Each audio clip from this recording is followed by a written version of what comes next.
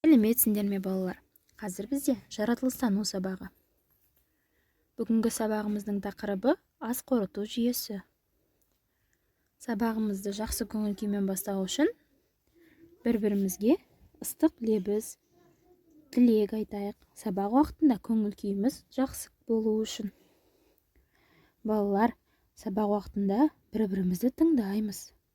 Ойымызды ашық айтамыз, белсенді қатысамыз.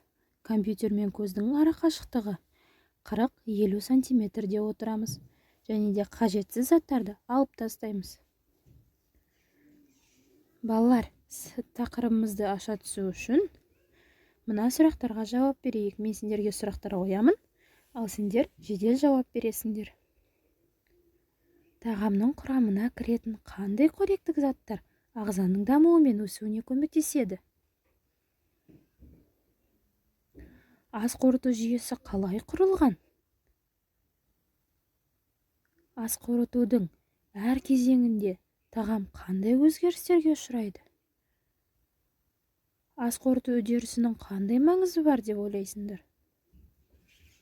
Ас қорыту үдерісін қалай жақсартуға әрі тездетуге болады? Жақсы балалар. Ендеше тақырыбымызды одан ары қарай аша түсу үшін мына бейне жазбаға назар аударайық.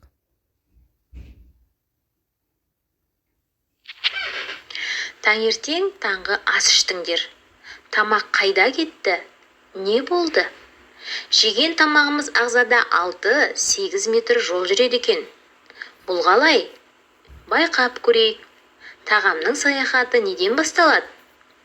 Алдымен тамақты ауызға саламыз. Аузымызда не бар? Әрине тіс. Тіс не істейді? Тістеріміз диірмен сияқты жұмыс істейді. Олар ұсақтайды және тағамды шайнайды.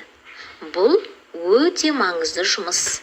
Ауызда тамақ жақсылап шайналу қажет. Тіл және тамақты кемен ылғалдандырғаннан кейін жұтқыншаққа жылжытады. Тамақ жұтқыншақтан соң неге өтеді? Жұтқыншақтан өңешке өтеді. Өңеш арқылы тамақ асқазанға келеді. Асқазан сөл бөліп шығарады. Асқазаннан бөлінген сөл тағамға араласады. Содан кейін өте тығыз орналасқан ішектің ұзын жолы басталады. Ол мөлшері 8 метрге дейін созылады. Ішектің аш ішек және тоқ ішек деген түрлері болады. Тамақ осы жолды басынан аяғына дейін өткеннен кейін ғана мөлдір сұйықтыққа айналып, қанға сіңіп, бүкіл денеге таралады. Ас қорытуда бауыр қандай рөл атқарады дейтін болсақ, бауыр ас қорыту үшін ішекке майды ерітетін арнайы сұйықтық бөледі. Ас қорыту шамамен 7 сағатқа созылады. 7 сағат бойы біздің ағзамыз тағамдардан қоректік заттарды өзіне сіңіреді. Ал қорытылмаған тамақ ағзадан шығарылады. Балалар, бұл бейне жазбадан не түсіндіңдер? Онда не туралы айтылды? Тағамның саяхаты неден басталады екен? Ас қорытуда бауыр қандай рөл атқарады? Ас қорыту неше сағатқа созылады екен балалар? Жарайсыңдар, бейне жазбаны мұқият тыңдапсыңдар. Ендеше оқулығымыздың 52-ші бетіндегі суретке назар аударайық. Астың саяхаты. Ас қорыту жолы астың қоректік зат пен энергия тарата отырып, ағза арқылы жүріп өтетін жолы екен. Балалар, мына суретте тағамның саяхаты неден басталады? Дұрыс айтасыңдар, ол ауыз қуысынан басталады. Ас қорыту мүшелерінің әрқайсысы қандай қызмет атқарады? Олардың қызметтерінің ерекшелігін түсіндіріңдерші. Жарайсыңдар балалар. Ендеше зерттеу жұмысына назар аударайық. Балалар, сендерге берілген суретте астың қалай қорытылуын, қанша уақытта қорытылатынын өздерің болжап көріңдер. Және де сендердің жауаптарыңды тыңдай отыра, біз қорытынды жасайтын боламыз. Балалар, тағам ағзамызда неліктен осындай ұзақ жол жүріп өтеді? Дұрыс айтасыңдар, ол мұқият қорытылуы керек, және де одан әртүрлі қажетті заттар алынады. Ендеше балалар, зерттеу жұмысымызды қорытындылайық. Тағамның құрамында қоректік заттар адамның бойына сіңіп, ағзаға энергия береді. Бұл біршама үдеріс. Ас алдымен ауыз қуысына түседі.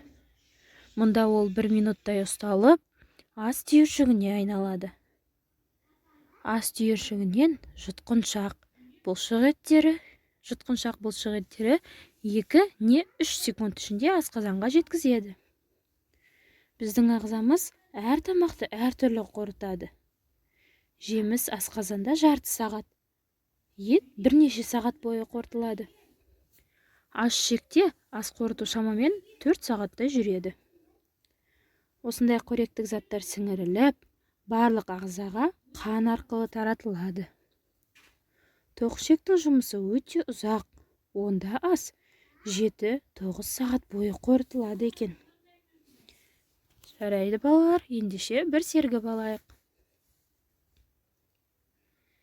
Демалып болсақ, балалар, ғалымдар суды ас қорыту жүйесінің ең жақсы көмекшісі деп есептейді. Су ағзамызға зиянды заттардың шығуына көмектеседі екен. Неліктен дәрігерлер тамақтану аралығында су ішуге кеңес береді деп ойлайсыңдар? Ойланып көріңдерші.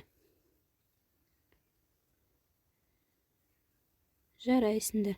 Балалар, сендер білесіңдер ме? Астың ағза арқылы саяхаты 18 сағатқа дейін созылуы мүмкін екен. Жақсы балалар, ендеше сабағымызды соңында кері байланыс жасап көрейік. Кері байланысты біз жұлдыздар шеруі әдісі арқылы өткізетін боламыз. Бірінші жұлдыз: өте жақсы түсіндім, мен үшін қызықты болды. Екінші жұлдызды таңдасаңдар, мен сабақты жақсы түсіндім. Үшінші жұлдыз: тақырып бойынша әлі де ізденуім керек дегенді білдіреді. Өздеріңнің деңгейлеріңе қарай жұлдыздарды таңдап, кері байланыс жасаңдар. Жарайды балалар, ендеше сабақ аяқталды. Қатысқандарыңа көп рахмет. Сау болыңдар.